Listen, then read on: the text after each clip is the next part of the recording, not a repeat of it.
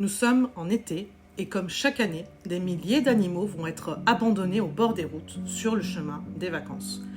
Mais en réalité, les abandons, c'est toute l'année. Car certains n'ont aucun scrupule à déposer leur animal de compagnie au pied d'un portail de refuge, sans doute trop honteux du regard des autres, parce que oui, rappelons-le, abandonner son animal est puni par la loi.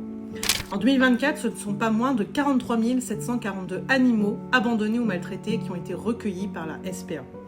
Tout refuge et fourrière confondus, on estime à environ 200 000 le nombre d'animaux abandonnés chaque année en France. Et parce que nous nous soucions du bien-être animal au Rassemblement national, au Parlement européen, nous avons récemment soutenu un texte qui va améliorer la traçabilité des animaux afin de remonter plus facilement jusqu'aux personnes coupables d'abandon via l'identification obligatoire des chiens et des chats.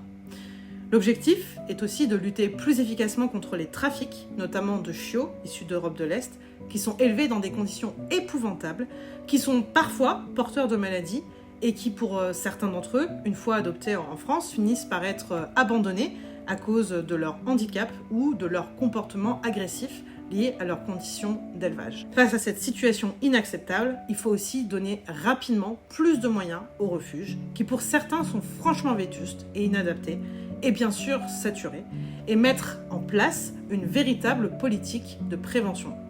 C'est pourquoi je suis favorable à la sensibilisation des élèves à l'empathie envers les animaux, pour leur apprendre à prendre soin de nos amis à quatre pattes. Mais on voit trop souvent des situations de récidive dans les cas d'abandon. Et à titre personnel, je suis aussi favorable au fait d'interdire à vie à toute personne condamnée pour ce motif de détenir à nouveau un animal.